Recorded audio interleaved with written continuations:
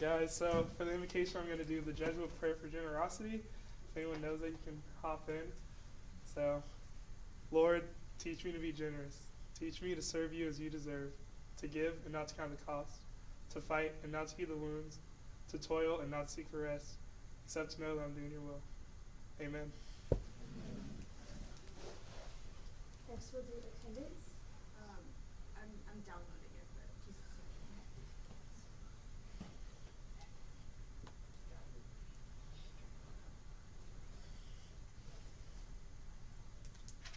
Okay.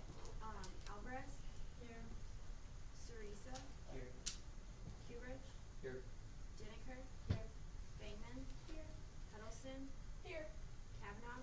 Here. Knowles. Here. Rutrick. Missing. Liang. Here. Lund. Here. Med. Here. Knuckle. Here. Nixon. Here. Thornley. Here. Pass. Here. Pierce. Here. Ridley. Here. Schlatt. Here. Schwartz. Segismundo. Present. Smythe. Here. Waldron. Here. Wilser. Yeah. Young. That's it. Great, and we have no minutes to approve since this is our first committee meeting. And we are going to begin tonight with a Sodexo dining presentation. Come on now. Hey. Absolutely. And Dr. Rich Rossi is going to start this off. All right, gentlemen in the room, I just discovered I went to the men's restroom and the sink on the right and you turn the water on rather than going down. It goes straight out. So, I just had a quick shower, it kind of refreshed me. So I'm happy to be here. Thanks so much for doing this. And I just want to give you a little bit of a background to Mike Fleming is our general manager of our food operation here at Creighton. He's a Sodexo employee, and he is responsible for the board operations in Brandeis and Becker, all of our retail locations in this building, Harper, and elsewhere on campus, and also our catering operation. So he's basically he is responsible for the entire operation.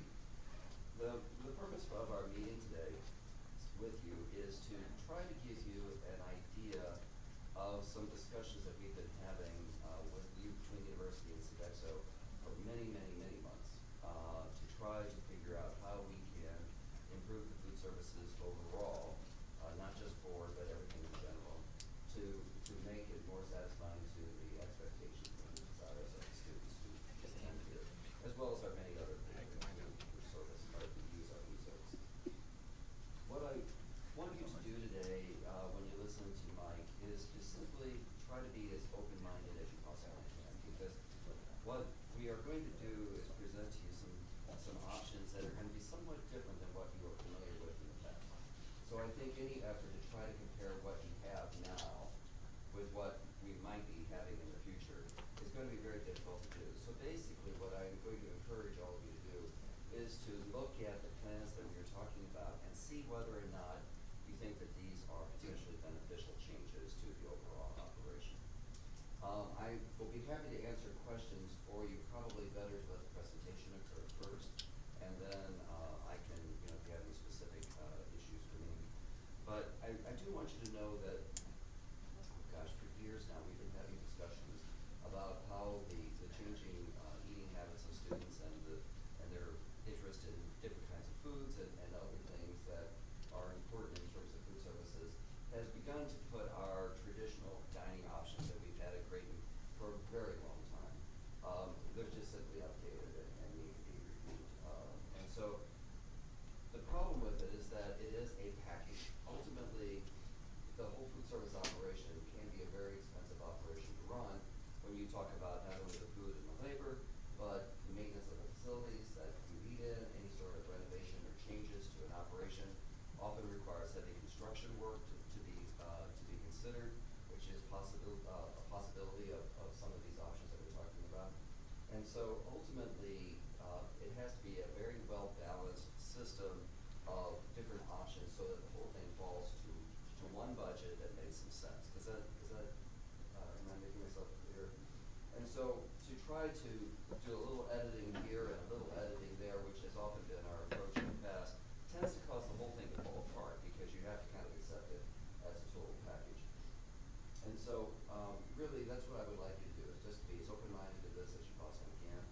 listen to the discussion, and then we'll be happy to try to answer whatever questions we can. Just know that nothing is set in stone as of this point. We have made no decisions, nothing final. But we have taken this to some other groups. Some of you folks here have been part of an earlier discussion. We met with the Irish Sheet. We just met with athletes. We have a special dining issues in terms of trying to work the dining around their workout schedules, etc., practice and games. And so far, the response has been pretty positive. So I'm hoping that you will find it similar. But regardless of whether you like it or don't, we'd love to hear from you in regards to it. So I will sit down and let you guys talk. Thanks, Rich. Thanks. Yep. So, like Dr. Rossi talked about, this journey has been going on for, I've been here 3.5 years, so I would say about 3.5 years, maybe even longer. But a good chunk of this research that we've done has been in the last, no battery. I don't know if it works. Oh, look, it worked. Hey, thanks, Scott. Scott Moss, everybody. Yeah. Okay. So the last 18 months has actually been a really crucial part of this whole thing. We've done a lot of research through a lot of the things we're going to talk about. Data is the first one. We did a lot of research with surveys, Ipsos surveys. Those are the surveys that we do throughout the spring semester, or I'm sorry, the fall semester and the spring semester, right after fall break and winter break. Some of you might have taken that. And a large chunk of the information that we took into all of this data was the CIQ information that we did from the fall of 2013, okay? So we're gonna talk about data, we're gonna talk about some changes that we've implemented already from learning about those surveys that we've already taken, and then we're gonna talk about recommendations that we are putting forward as well, okay? So when we talk about the data, we talk about meal plan analysis is one of the big things that we have to look at. We look at meal plan analysis where we are basing that off of what our current meal plans are and how do we rank against other Jesuit schools, other schools in the Big East, other like schools, so we can actually understand what they are. And then we also dive as deep into the meal plan analysis to understand how students utilize their meal plans and at different locations with meal exchange, with dining dollars, all that type of stuff. So we could truly understand how we need to redesign things so we can move forward, okay? Ipsos surveys, like I said, those are the ones that we do in the fall and spring semester right after the breaks. CIQ was the big one that we did back in fall of 2013. Some of you in this room might have taken that as well. And from those things, we've learned a lot. Some of the changes that we've already implemented would be in this building. We put in the Herberts and Gerberts. How many has eaten at the Herberts and Gerberts? Okay, almost everybody. Sweet. What does everybody think? All right, sweet. I'm sorry? Pretty good with the line isn't long. Well, we're going to address that in here. So we've seen satisfaction go up because of the Herberts and Gerberts. You know, it's a fresher product, all that type of stuff. And then we also implement the $6 value program. So where it's at meal exchange time, so students can budget their money, have a meal that fits within one swipe, not having to spend extra dining dollars, stuff like that. So we've seen some success with both of those items, and that's information that we learned from prior surveys and stuff like that, and that we've moved forward. So, but now it brings us to where there's bigger concerns that are that we found within the CIQ survey, okay? And when you look at the survey, there's about 25 questions that were asked. And the 25 questions, it's a list of all different kinds of things. And these were the top 5 issues that students that took the survey came up with as a consensus across the university. The way you read this is the question. The importance level was on a factor of 10, okay? So importance level of 8.7 out of 10 was how this one was ranked. And then it was asked, how do you feel we actually rank? And it was a 4.63, okay, out of 10. So the gap is that 4.07. We give it a weighted gap because sometimes 4% doesn't sound like a whole lot when you're talking about surveys and stuff like that. So we really give it a weighted gap so we can truly understand where's the big impact, okay? When we look at this, these are the top 5 issues that students have found across the campus, okay? Meal plans can be exchanged at all retail locations. I can easily add swipes or flex dollars at any time to my meal plan. It provides a good value for the price that I paid, provides me flexibility to make my meal plan purchases, and gives me unlimited meals per semester, okay? So these are the top 5. So when we take these into account and we take the CIQ and we really look at the CIQ and we campus map how the campus is, we really look at everything as a whole and we say, okay, how can we affect change for the future so we can gain satisfaction back from the students, so you have the flexibility that you want, you have the purchasing that you want, and you have the convenience that you need, okay? So we take these into consideration, and that's when we flow into part of the changes that we're talking about with meal plans, okay?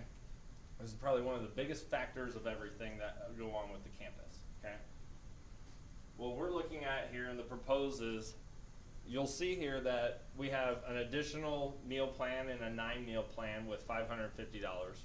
And you'll also see that there's no 19-meal plan because we take that away and we add an all-access plan. The reason why you see dollar amounts in the dining dollars going up so much is because our recommendation is that we eliminate the meal exchange, okay?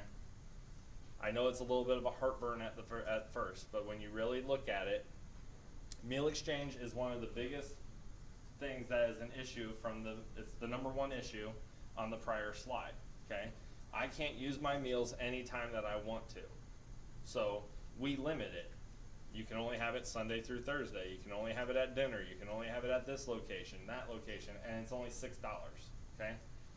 Our goal behind this is to take away that frustration that students have with that meal exchange program and convert those swipes that you had used into dollars, okay? Now this is based off of averages. It's not gonna fit every single person's individual eating habits. One person might use a ton of meal exchange, so therefore they might wanna go to a 9-meal plan to have more dining dollars to compensate for that. Another student, they might have had a 12-meal plan, but they feel that they can use more actual meals in a dining hall, so they might go up, okay? The way these are designed is so you still have the flexibility that you want to be able to purchase food any time of the day that you want to. If you want to go to a dining hall and use your regular meal swipe, you can go to a dining hall and use your regular meal swipe. If you want to go to retail down in Stairs and Wareham Court and you want to buy a sandwich or from Herbert's or Gerbert's, you can go down there and use your dining dollars. This gives you the flexibility so you are not stuck within limitations of I can only use a meal swipe during this time and to this time and these days to these days, okay? Any questions while we're going through this? Go ahead. What happens to the late night? Does that always become a dining dollars thing? Correct. Yes. Go ahead. Do you get rid of the meal swipe completely with these new plans? In retail? Yeah. Yeah, so there's no more meal exchange swipes. Okay? It's true retail with dining dollars. So what we did was part of the meal plan analysis that we talked about is we went through and we looked at how students utilize those meal plans. Okay? We said on the 12-meal plan, how do students use it? How many times a week do they use a meal swipe within retail for a meal equivalency, okay, or a meal exchange? We then took those averages and we averaged them back out and we turned them into dining dollars. So you still have the same purchasing power as you once did, but now you have the security blanket, as I call it, with the meals on the one side that you can eat in the dining halls throughout the week, and you still have the same purchasing power on the other end with having the dining dollars for any of the retail outlets on campus, okay?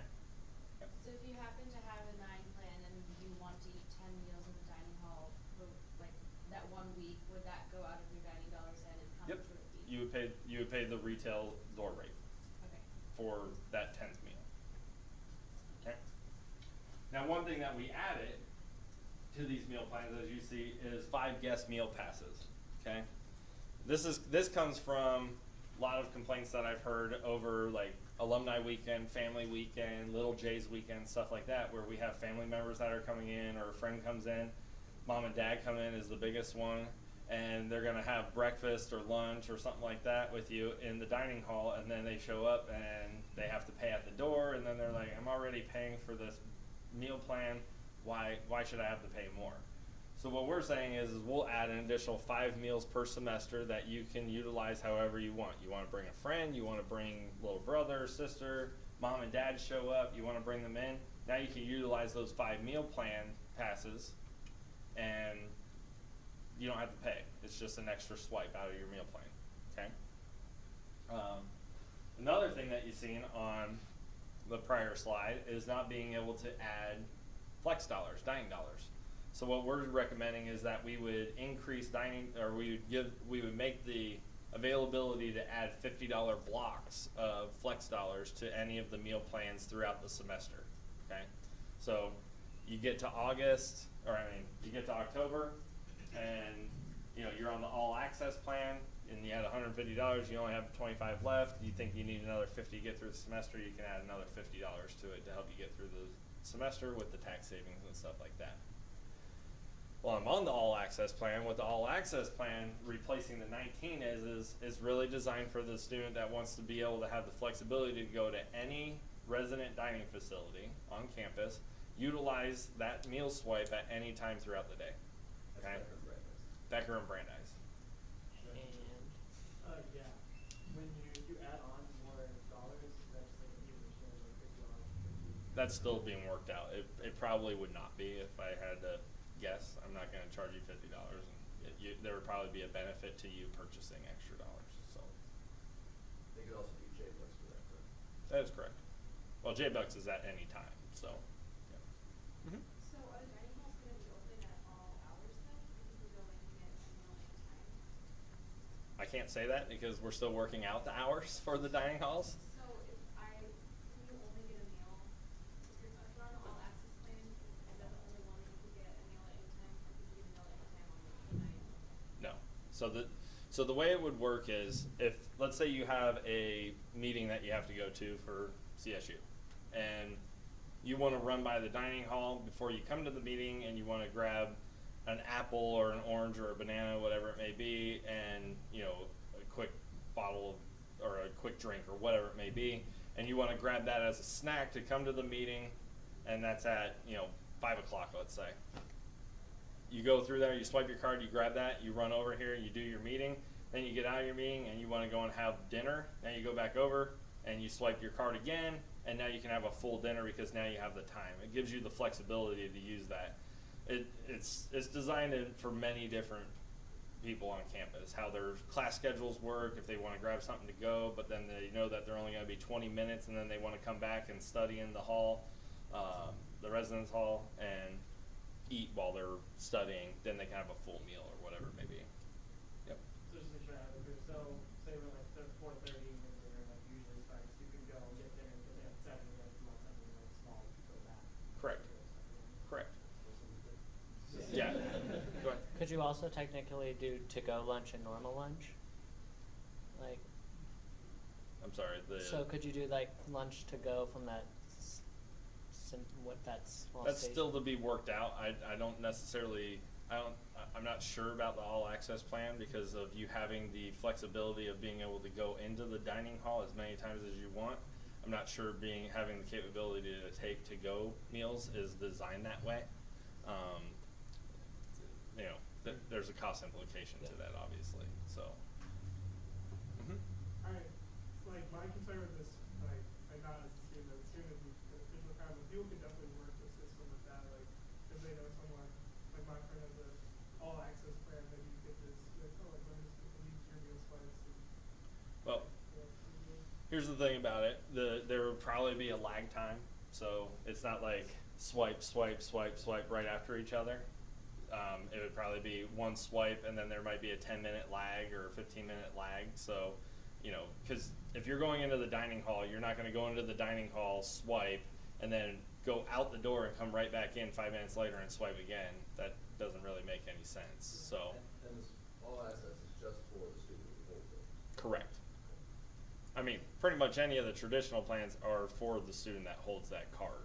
I mean, do we catch it all the time? Probably not. But, I mean, the all access plan is designed so it's designed a lot, I truly feel, around the freshman that's coming in, where mom and dad really want to make sure that their student or their son or daughter is going to be able to eat all the time, not run out, and they're going to have that security blanket. They don't have to worry about it. It's probably really good for student athletes as well, because they're in between training sessions, classes, practice, whatever it may be, and they can run in and out of different facilities as well. So. I think, I don't know, but would you go, like at Brandeis, come from Meal Swipe or come from It'd still be a meal swipe, but it might not be available on the all access plan. So the regular traditional meal plans and the flex plans would still be able to utilize that, but the all access plan, if you have that flexibility to go in as many times as you want throughout the day, that's one of those factors that we have to look into to say, are you just stocking up your room? Are you taking it out? I mean, it's a factor that we have to look at, you know.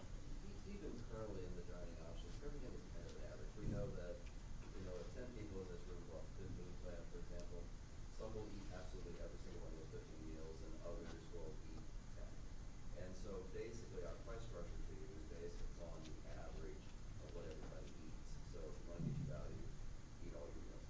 But so when we look at this new system, we're kind of doing the exact same thing, trying to figure out where the balance is, knowing that some people might go towards these items versus other items, and there's different prices. Good. Kind of going off that, is that what's keeping us from getting rid of meal plans altogether, from the meal swipes? I mean, we're just going straight dollars. The declining balance type system. Yeah. Have we considered that in the past? We have. I will tell you that I have mixed feelings about it personally, at least as far as the board operation goes, because if you go to look at schools that have them currently, most of them are moving away from that system now. Because if you were to go through and order what many college students consider to be a normal meal, 4 or 5 items easily, for a lunch or for a dinner, you may find yourself paying a lot of money for a meal. And ultimately, we want to make sure that there's some equitability in terms of ability to pay among all of our students. And the last thing that I absolutely want ever is for students to be reducing the amount of food that they eat in a way to save money in order to go to great care. The issue for us ultimately is to make this affordable so that anyone can afford it regardless of their ability to pay. So that's why we moved away. Years ago, we went out to Pepperdine in California to take a look at their system. And I mean, obviously a lot of inflation since 10 years ago. It was really, really common to see students out there spending 16, 17, 18 bucks for lunch just because they would buy several items and be hungry.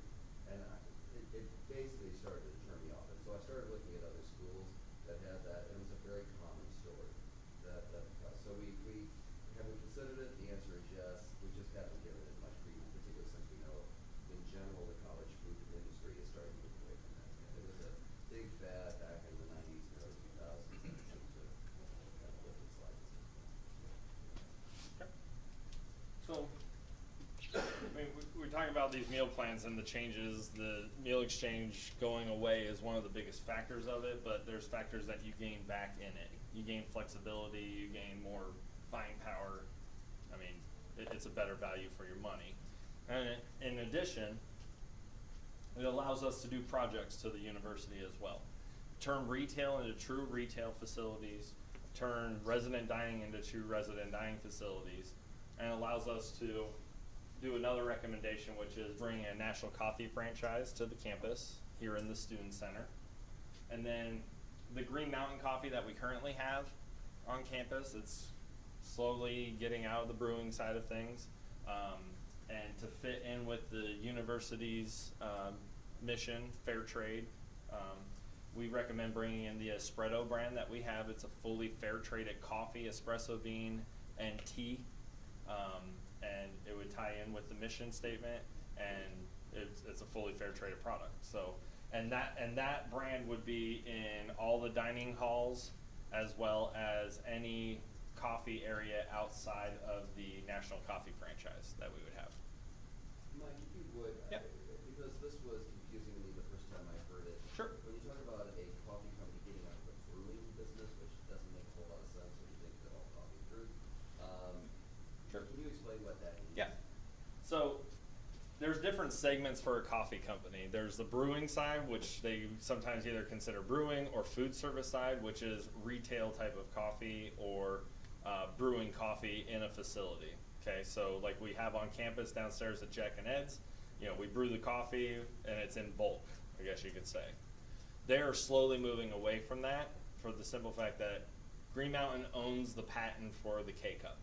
Okay, they own the K-Cup brand, they own everything about it, okay? They're moving away from it because there's a larger profit in the K-Cup than there is in the brewing side of things, okay?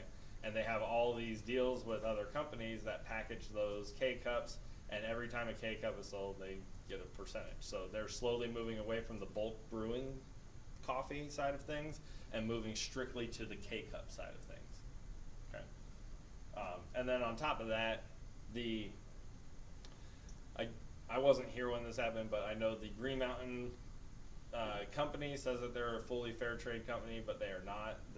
They can't actually supply us the fair trade volumes that we actually need here, so we don't actually have all fair trade coffee on campus. This Espresso brand is something that we work with, and it's a fully fair traded coffee, like I said, and tea, and we have enough. I mean, we're pretty much the only company that does this like that. So, so that's on the coffee side. Yeah, oh, I'm sorry. Whoa. I looked down for who was first. I don't know. Go ahead. Okay, so would like Jack and Ed's and like the Brew Day or whatever, like become this Espresso thing and then add like another national coffee thing? Is that what you're saying? It would be its own facility. So like you would like construct like a Starbucks or like something along that lines. And I'll get to that in about 2 more slides. So like Jack and Ed's would become Espresso. Correct. So was it the meal exchange that was kind of like limiting your ability to bring in other companies like that? A lot of it, I mean, meal exchange is one, it's dissatisfying to the students. And 2, yes, there's some national coffee brands, some national brands that we work with don't allow those types of programs to go along with it. So to have a true retail concept, and then I'd be limiting saying, oh, here's this shiny, Mexican food restaurant, but you can't utilize it with your meal exchange. That would just add even more dissatisfaction to it. Does that make sense? Okay. And when you say national coffee franchise, Yep. is there like a group of national coffee franchises you're looking at, or is there one? He's wondering about the national coffee franchise that we're talking about. If there's multiples that we're looking at, or is there just one? There's multiple, we'll say. Okay. I mean, it could be anything. Yeah, I'll leave it at that. It's a very good question. All right, moving on. I mean, that's where all my dining dollars should go. In addition, We're not trying to avoid the answer as much as to say that, again, the whole thing comes back to that. Yeah. I could say that national coffee brands have a wide variety of what they require, and costs, and contract terms, and things of that sort. So that we haven't figured out which one fits perfectly yet.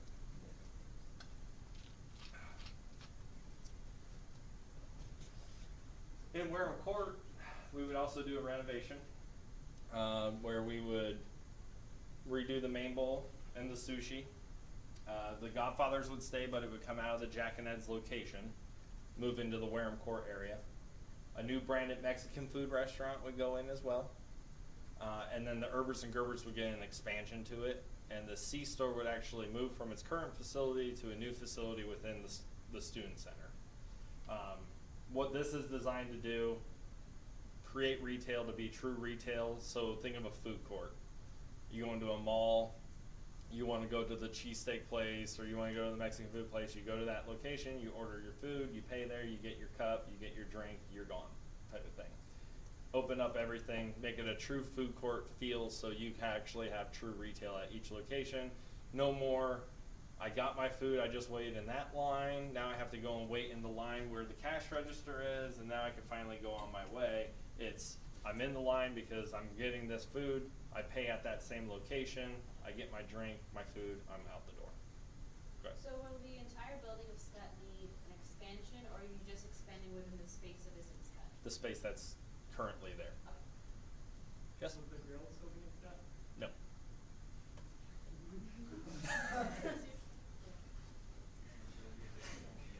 I mean, Is there a reason, is there? I'll tell you, the biggest factor behind it is when you look at the location of Scott and you look at the sales projections and the participation within each of the facilities downstairs, right? You have facilities that are going up and you have facilities that are going down. And over the last 3.5 years that I've been here, the grill trends down and down and down and down and down, okay? And the other factor, something that we've talked about, and we'll get to it with resident dining, there's still burger options within resident dining. We would talk about adding maybe a burger option over into the Java J location as well. But within Scott, the way the design would work out, there wouldn't be enough space to actually fit a grill in there, plus a Mexican food restaurant, plus the sushi and everything else that we have currently. Okay. Okay. Back to that campus mapping that we talked about, the CIQ. So one of the things that we look at is we look at retail as a whole, we look at operations as a whole, and we say, where are we oversaturated with business and where are we not have enough business? So one of the areas that we see that we are oversaturated is on the east side of 24th Street. Okay, we have 7 retail outlets on that side of campus, and we have about 1,100 students or so that are on that side of campus throughout the day. Whereas on the west side of 24th Street, we have about 4,700 students throughout the day, and we have roughly 7 operations. So we have oversaturation on one side of campus. So part of what we're recommending is that we look at the Davis Diner and the Sidebar locations, and we take the funds that are being utilized in those locations and we reallocate those funds. Okay? The reallocation of those funds, and it's on the next slide, would actually be put into a 3rd resident dining facility on campus, on the east side of campus. And we'll talk about that a little bit more here in a second. In addition, in the spring of 2016, Java J and Cafe a la Carte, not that they would go away, it's do we look at those concepts and we see where the trends are at that time? Do we reevaluate those locations and change up the menuing or branding of those facilities and redo those for an opening of fall of 2016? Okay. I'm familiar with Cafe a la Carte. It's a place that many people don't even know exists. It's over in the Mental Sciences Library. It's just a kiosk. Yeah, it's a kiosk grab and go concept. So, go ahead. The Sidebar? Yeah. It's another grab and go concept that's in the law school currently. Okay. Very underutilized. Not a very nice facility. Okay. Wait, so the funds that you're gonna reallocate from Davis Diner would go toward a dining, like a general dining hall on the east side of campus or west side of campus? East side. So that would help with like COBA kids and stuff? Correct. Okay. Which goes to this. Davis. So, when we're talking about reallocating funds, we're talking about needing to add a 3rd resident dining facility to the campus. Okay? So, we took into the factors of what's oversaturated on the east side of campus. We know that there's a growing need on that side of campus with College of Business moving down that way. We have, projections of more students moving down that way over the next few years. So we need something that is down on that side of campus to accommodate the students that have a meal plan. So when we look at a 3rd dining facility, we look at the Billy Blues location within the Harper Center. Okay? Beautiful facility, been around for 6 years though, it doesn't do what it's supposed to do, okay?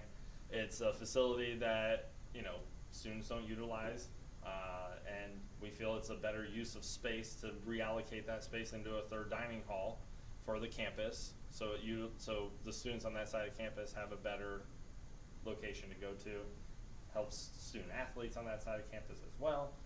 Overall, gives us 3 facilities across the campus, makes resident dining true resident dining, makes retail true retail, okay? Along with that is, we don't want all 3 resident dining facilities to be the same facility over and over and over. We want to have variety for all the students, right? So we bring in what we call our Fresh 2 menu. Fresh 2 menu is based around the mindful concept, okay?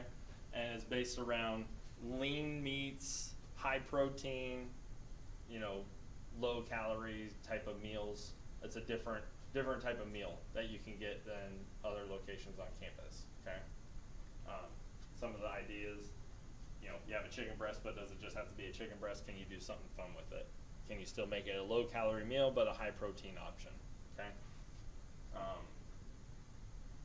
And in addition to this, what we've also talked about adding to the campus is a dietitian to the campus as well. So it helps, and that goes across the campus. It's not just for this location.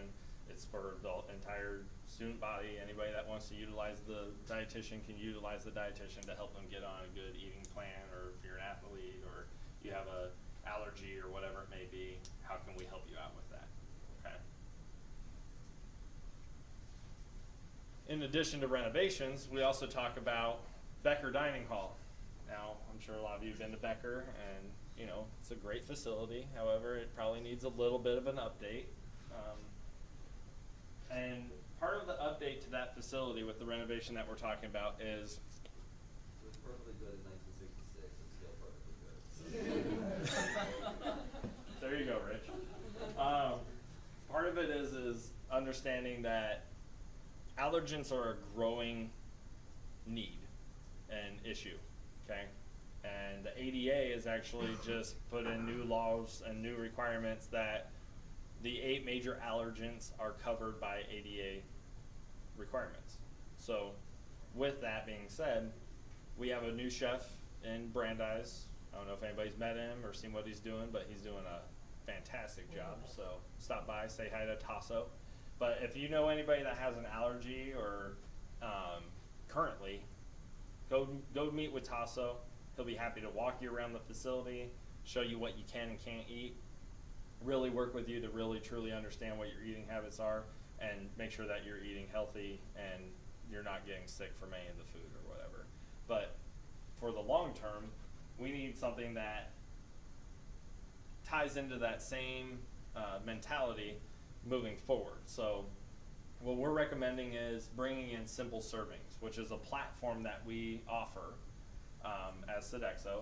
And Simple Servings is a program that works around those 8 major allergens, okay?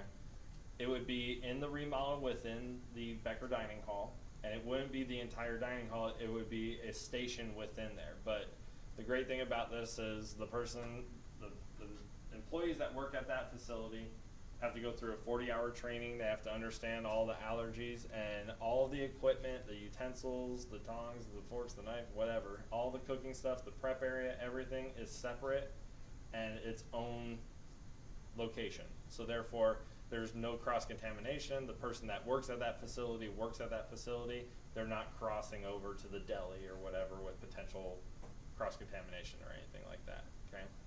This is something that we truly feel that we need to do for the long-term growth of the university, helps the students that have those issues, and it puts us into the guidelines that ADA has already put into place, so. Just to explain that a little bit, the food allergy issue has grown tremendously in the past few years. We get a lot more requests from students to do something with the amendment around food allergies. And as of January 1st this year, the federal government now includes food allergy, verified food allergy as falling under the American with Disabilities Act. So they have to review and that sort of thing. So it's going to be one of those issues and conditions that we're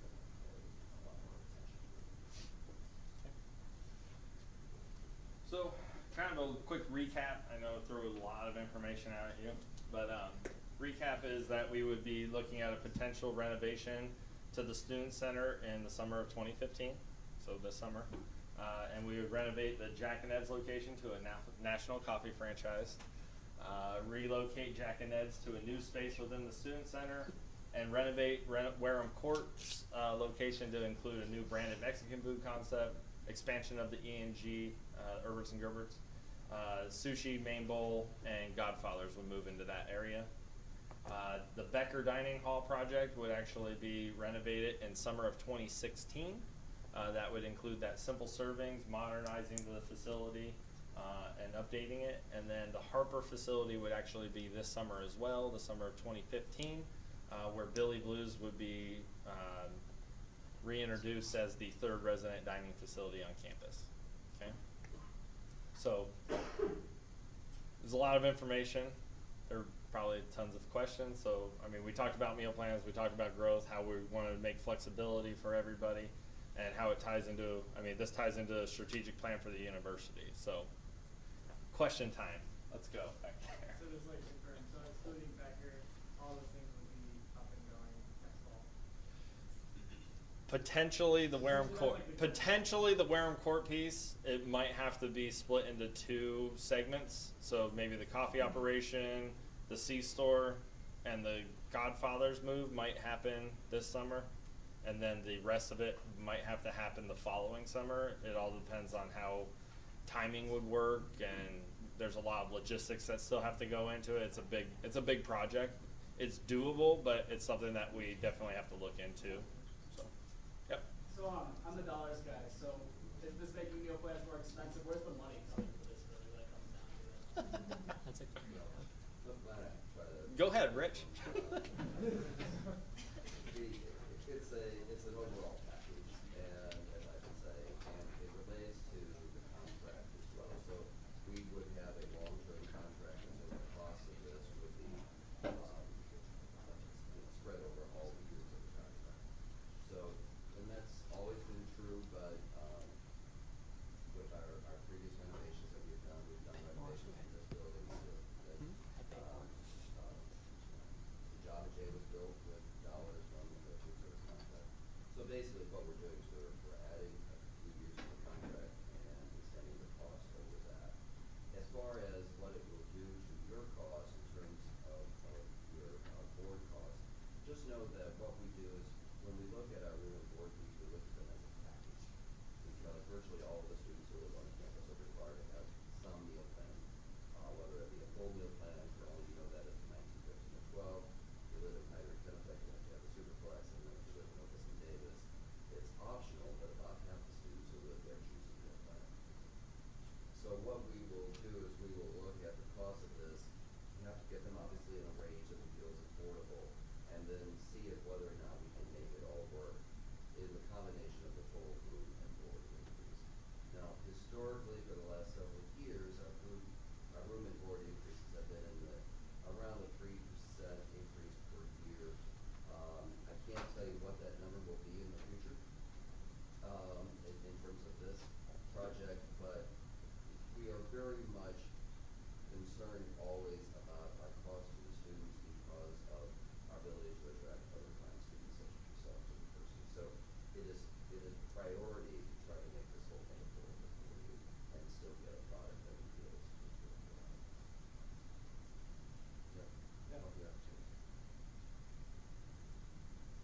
So from Sodexo, if the board passes this, the first priority would be the Harper, and then the second kind of the national coffee chain, and then Warren Court afterwards. Correct. Is the priority. The priority would be getting the third resident dining facility on that side of campus, along with at least part of the Scott Student Center.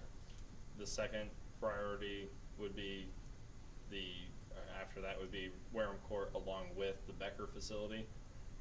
Becker originally we thought maybe could have been this summer as well, but due to summer camps and other business that's already there and projects being done in other locations, it's just not feasible to get that done. So we have to move that to that summer of 2016, but it's, you know, some of this has to be a moving target, so. Go ahead. So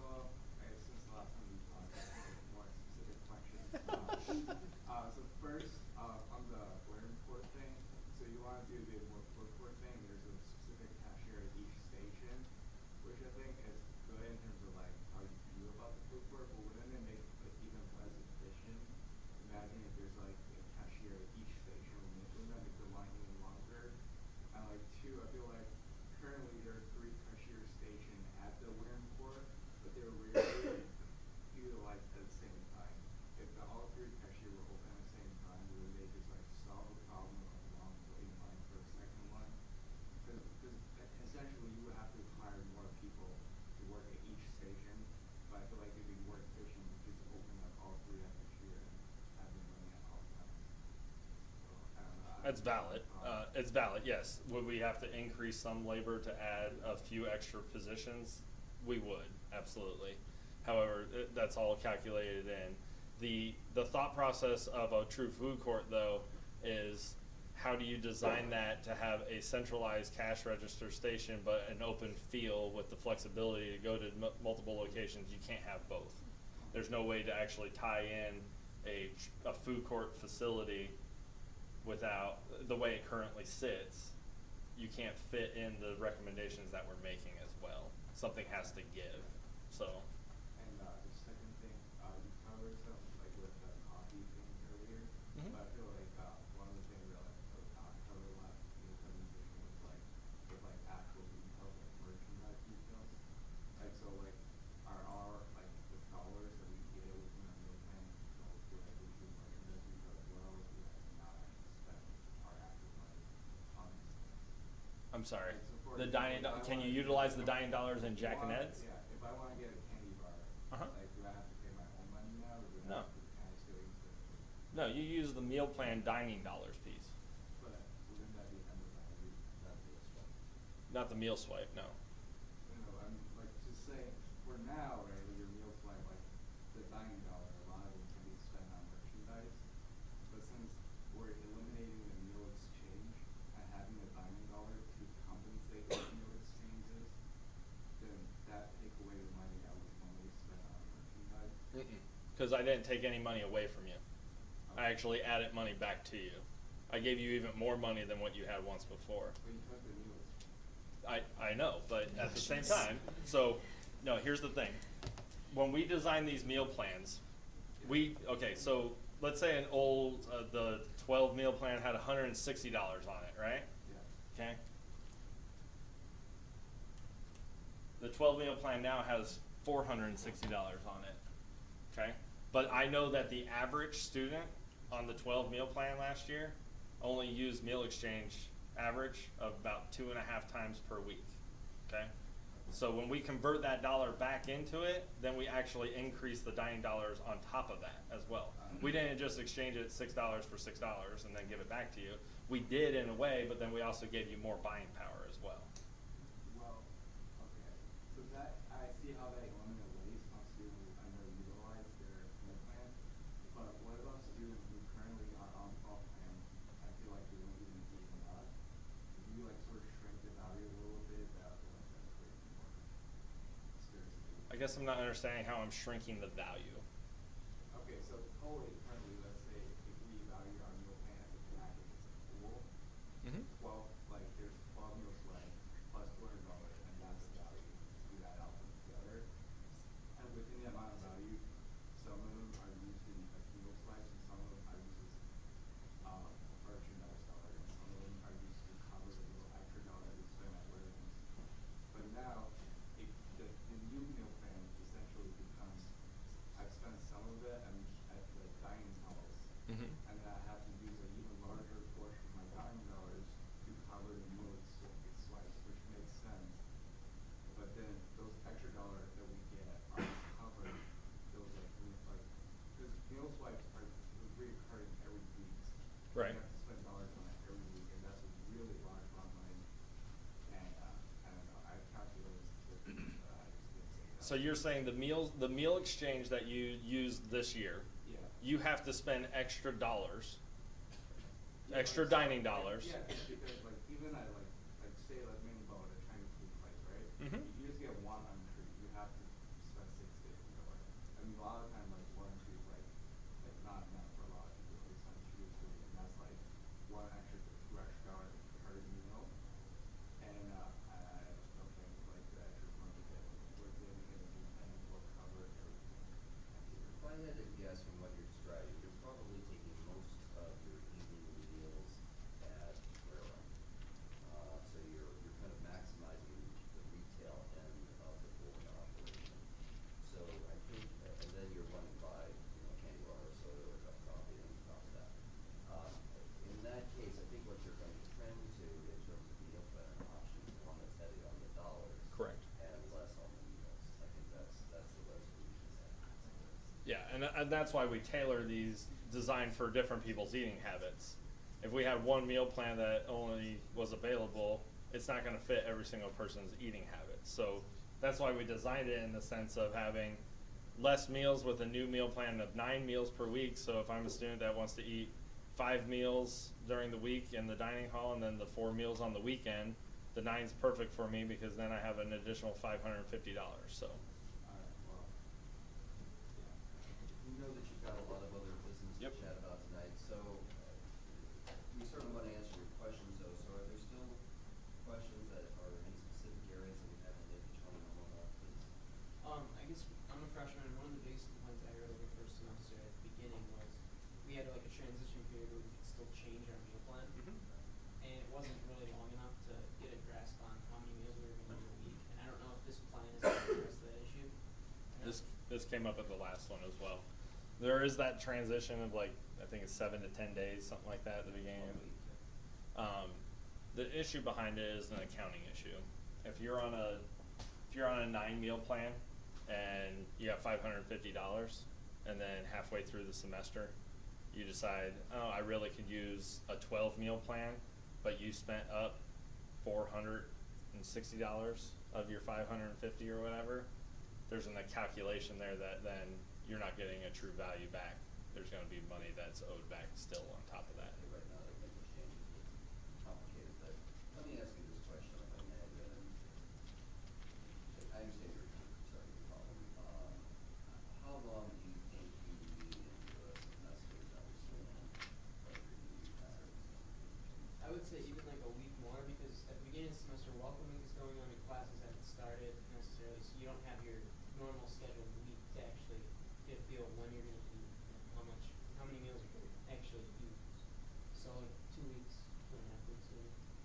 Currently what happens when you're a new student to the university and haven't selected your meal plan, is that we put you on a plan, kind of an average of plans, and then we wait until that week is over, and then we move you to whatever plan you either have chosen prior to that or that you changed to. That's to avoid us having to put all the money on, then take it off, and because we're literally calculating how many dollars you weigh, how many meals you weigh, the value of those meals, it's a pain in the neck. So I think what we're saying is that if we had 2 weeks to make those decisions rather than 1, that would be an improved situation. Is that what everybody seems to think? Yeah. Yeah. Okay. Can I just tell you that I can't make a commitment to you, but I will take that very seriously under advisement on that. I appreciate that. Good. So, just in general, when will we know for sure if this is happening?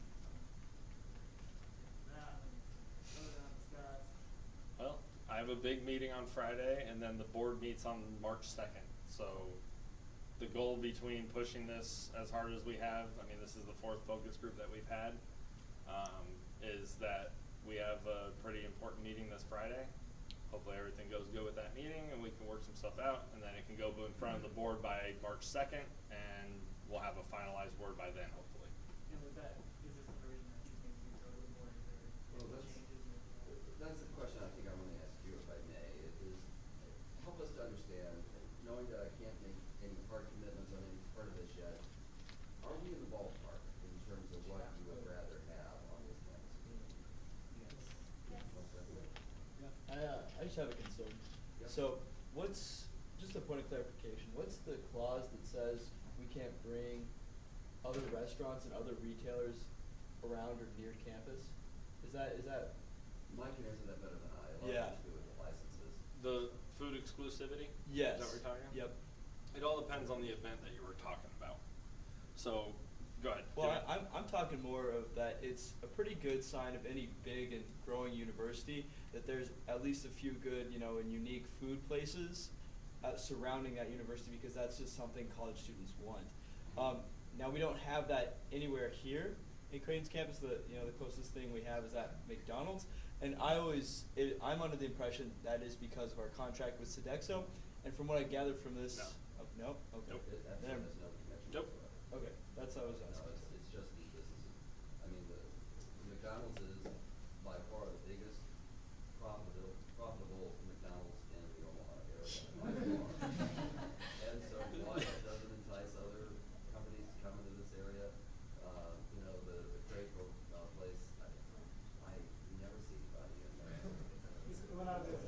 crepe That versus would be a good Starbucks. reason why. Yeah. Nobody's surprised. But why a company didn't go in, they could have made it go on that. Gotcha. But it had nothing. Sweet, thanks. That's it. Yeah, I would say like if you guys are in the ballpark, especially I think you talked about it a lot more in the meeting I was just with the athletes, but that third dining hall is like a healthier dining hall.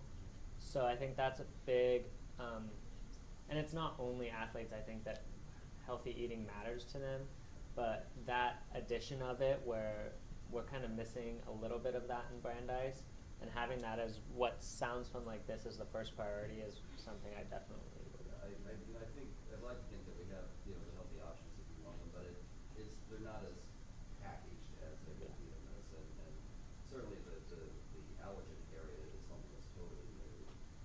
And I suspect many of you, like most people, you want to eat generally healthy, but damn, I'm not giving them my pizza, we're not gonna fool ourselves 100% of the time, right? So, we want to have a variety to meet all the needs, but yeah, you're absolutely right, I think that's growing as an empty area, just generally in society, it's certainly. All right. Any other ones? Anything else?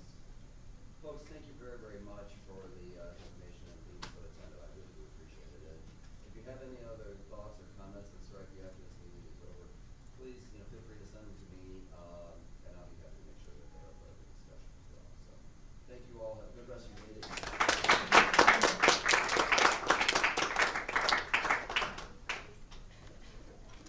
And the new chef is awesome. Thanks. Yeah. Thank you guys. Thanks for coming. Thank you. Do you have a lot of allergies? No, it's just like the vegetarian section. And then we go in there and like you know how the majority of times a lot of times especially So, doing this whole meeting? healthier than Okay. so there's a lot that are lacking. Power through. A lot that are Talk about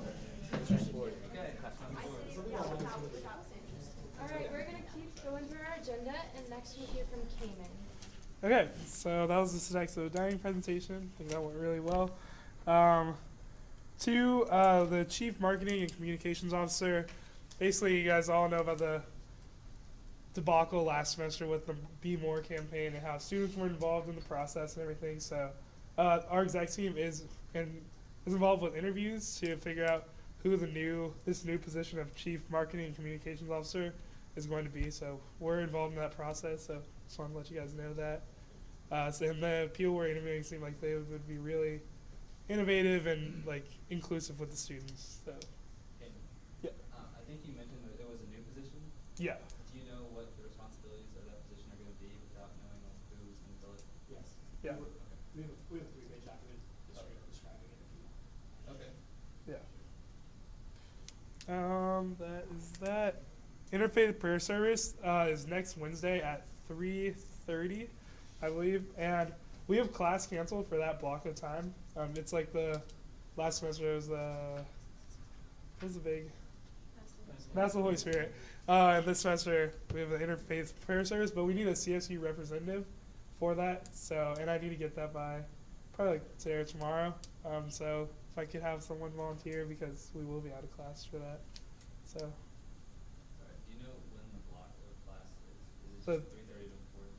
So I think that 3:30 to 4:40. I think that's the. What if someone like me like has a lab in that time, like 12 or 2 to 12? Is that also? I think it's Yeah, I'm pretty sure all classes are canceled for that period. Yeah. Oh, Okay.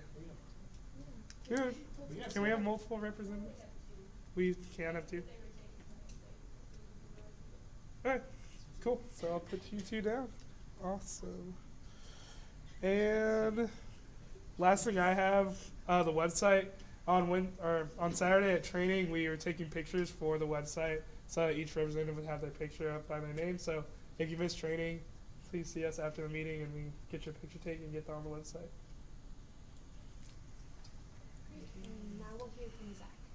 Okay, so Border Reps training, that was on Saturday. Most of you guys were there. I think it went pretty well. I hope you guys enjoyed the lunch and got to meet few people. I know some administrators approached me afterwards and said they had really good conversations at the table, so good job on you guys. If you did miss the training, come see us afterwards. We have your binders to get to you, just like a couple little points to go over, and we need you to sign your contracts, which Julia will go over later. So if there's any questions about that, and if you weren't there, please come see us after this. And then mission and diversity meeting, last semester we had the legislation that dissolved the mission and diversity coordinators and put them into one thing for the EVP. So I have my first really official meeting with the CCSJ, OMA, and campus ministry on Wednesday morning. So we're just going to kind of see what events we can kind of collaborate on, what CSU can do for them, what they can do for us. Just kind of get that relationship going, kind of see where the position kind of takes itself. So yeah, that's Wednesday morning. Great, thank you. And now we will hear from Alex. So, this is when I usually do my funding requests, kind of talk to you guys about them. And I got a lot of input last semester that we kind of just say the dollar amounts, we'd ask for a rep review, and no one really knew what was going on. So, this is my solution. A PowerPoint. Yes. So, we got, so, I met with 7 organizations last Thursday, and the appropriations approved them all, not all up front. I mean, not all entirely, but we did approve them all. So basically how this is going to go, I'm going to walk you through the steps. I'll ask for rep review, and if you feel like it is worth discussing and asking for a majority vote, do so. So the first thing we heard from was Phi Sigma Tau. They requested $3,290 for their 17th Midwestern Undergraduate Philosophy Conference. It's basically a 2-day conference where philosophy majors from around the area can submit their papers and thesis and kind of talk about what they really feel about. It has obviously been around for 17 years, so they've had quite some success with it, and they do have people come from out of state and a lot of professors. Their first day is a round table, and there's also a dinner that they go out to. Mostly what this pays for is speakers and catering costs. It's also sponsored by the philosophy department, which the appropriations committee was not pleased with because it should be sponsored by CSU because the philosophy department pays $100 and we pay $3,000. So we think there should be a disparity there, so that will definitely be part of my email that I send that will be conditional whether we support it. So is there any call for rep review? Seeing no call, we'll move on. Next we heard from the My Health Collaborative and Community. So this is kind of a special case. It's a brand new group that is actually ran through the med school, and we didn't catch it on early enough to realize that the med school should probably be funding it. But it's quite a low amount for such a great cause, and they are still trying to get off the ground. So we believe that, seeing as we serve not just undergraduate, but undergraduate and graduate students, that it was a good allocation of our funds. However, next semester, and after I send them an email, we will be telling them to seek funding from the med school allocation and not from the appropriations. So it's $480, and this is in a group of about 30 med students and a few dent students who meet 10 times a semester with the refugee community of Omaha, primarily speaking Spanish and kind of just teaching them about what's going on in the area, about healthy initiatives. And mostly this is just paying for small healthy snacks for children. They did ask me if they could buy a few games for little kids, and I'm still questioning whether that's an asset or not. And they said they'd throw it out in under a year if that's the definition, so I'm still up in the air about that one. But otherwise, it's really going to a good cause. And we did fund them in the last semester, and they are very on top of their things. So is there any call for rep review of $480? Great, seeing no rep review, we'll move on. Next up was the Jays Dancers. And the Jays Dancers, as many of you probably don't know, are not a sports org, they're not athletics, they are just a recreational fun club. So they fund themselves entirely. They have about $15,000 in fundraisers they do. Some may be dance clinics with little girls in the area. They have a ton of lists of fundraisers that they do. And every year they usually ask for our help in the travel to the Big East Tournament because athletics expects them to be there but will not provide funding. So they asked basically for money for 6 of their girls that are attending. It's both the men's and women's trip. And what this money is to cover is a small stipend each day for food. However, based on how long we're there, that discrepancy of how much money they spend can differ greatly. So she said that this is the money they'll spend if we win both championships, the men's and the women's. So if you're really confident. However, this is reimbursement funding. So basically, if they don't spend that much, this is up to that amount. So we're being optimistic here. And this is basically just to help the girls pay for their way. Is there any call for rep review? Seeing no comment, we'll move on. Next we heard from ISA, the International Students Association, and they are throwing their annual banquet, 27 years. It's open to all students where they can purchase tickets and get a very exotic Sodexo meal in the Harper Ballroom. The total cost of the event is around $9,000, and they do get a little help from Multicultural and some other areas around. This is basically covering a majority of the Sodexo food costs, and seeing as Sodexo catering especially is very expensive, the Appropriations Committee felt that it was our place to do that. We also had 2 people on the Appropriations that attended it last year, which they really enjoyed their experience and found it super influential. So we also didn't fund their full amount because their original request was for that, but at the meeting they asked us to switch and ask for more money just while we were talking. And the Appropriations Committee did not honor that raise. It was a DJ thing. So is there any call for rep review? Seeing no call, we'll move on. Next we heard from the Blue Jay Student Official Association. We've helped these people in the past. It's a very, very special knit group of people that's been around for 3 years, around 3 or 2. And these are people that are really interested in being officials, officiating, whether it be in high school to collegiately. Very niche club, and basically, who knew, but they have competitions and nationals and regionals all over the country, and we at Creighton have one of the best officiating crews nationally. So, and these people translate into our intramurals, which is something we truly should be thankful that we have 3 refs at football games that really do know what they're doing. They basically spent 5 people to regionals and 3 to nationals, and these trips were either in Lincoln, Maryland, or Florida, and each participant paid for their entire trip out of their pocket, ranging from $500 to $1,000 in some cases.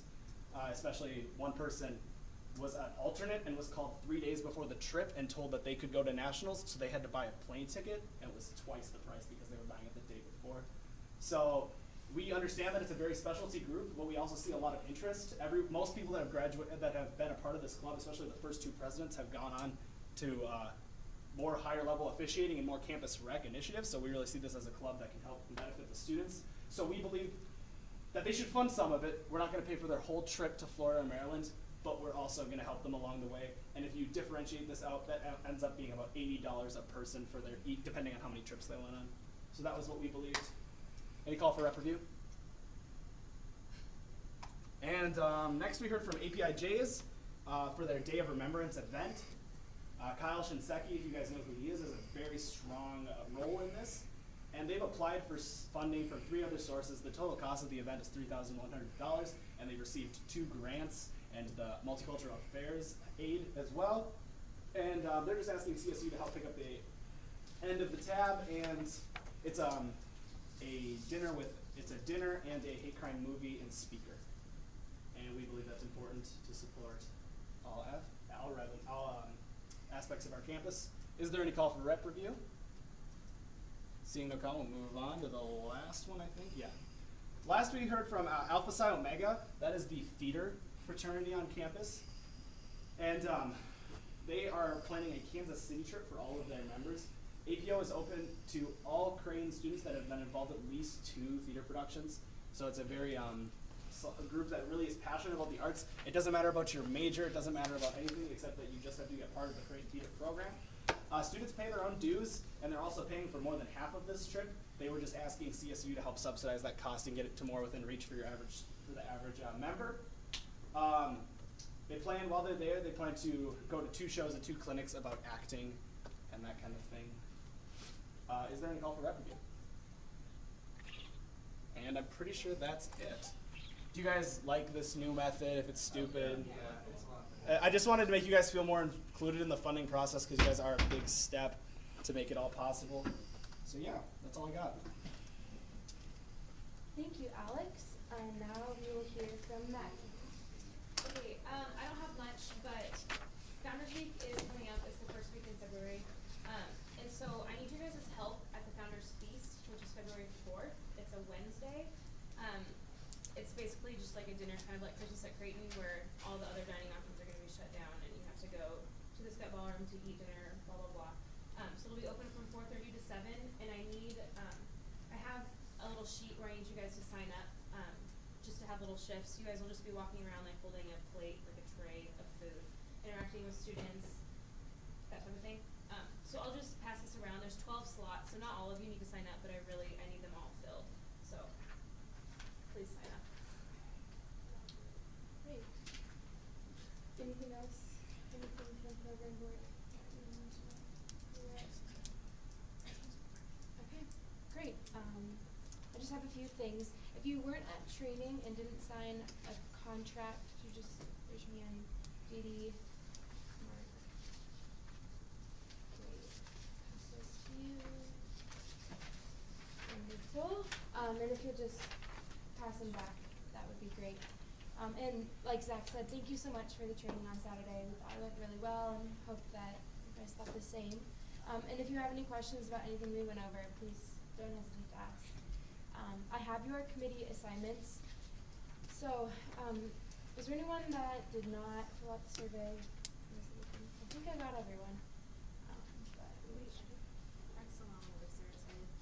Okay. Lulu suggested you for a position, so you are taking forever. I think you did. Yes. I got your name. So if you're unhappy with your committee, let me know. And if any of you want to be placed on a different committee, just let me know. So for the Visibility and Marketing Committee, the chair is Mark. And under that committee is Sarah Huddleston, Emily Pass, Sydney Bangman, and Rachel Ridley. The Intercampus Relations Committee will be chaired by Lulu. And on that committee is Ty, Haley, Clary, Christopher, and Nick. Campus Planning Committee, the chair will be Arby. And on campus planning is Charlie, Sarah Knowles, Ryan Munn, and Allie. External Affairs, which again is that committee that will kind of float around. The chair is Aditi, and Trevor and Carlton are on the committee. So I made little committee packets for all of you. You're not? Okay. Visibility and marketing is where we're going to be. Do you accept? Yeah. Okay, great. So just out of respect for your time, I don't expect you to have a long or lengthy committee meeting, but after we adjourn, if you guys want to just stop quick, introduce yourselves. Each of the chairs, I made you a little folder and it has a list of names and the end of the year report from last year, except for visibility and marketing. Still waiting for the past year to get back to me about that. And as we go on, more information that might help people from there. And I think that's all I have. Is there anything for open discussion? Great. And I'll be working on assigning you all to student organizations, so watch out for emails about that, as well as an official list of all the dates that we'll be meeting this semester. We have no old business and no new business. Are there any advisor updates? I just want to say thank you for a great meeting today. I know it was a little bit lengthy, but I know Mike and Dr. Rossi and Scott appreciated your feedback. So thank you for that. And I think that as we move forward in the next year or so, we'll see some changes that hopefully are positive for the student experience. Thank you. Great. Are there any upcoming funded events? Okay, great. We will adjourn at 6:30. And if you guys will break into your committees really quick, committee chairs. And who needs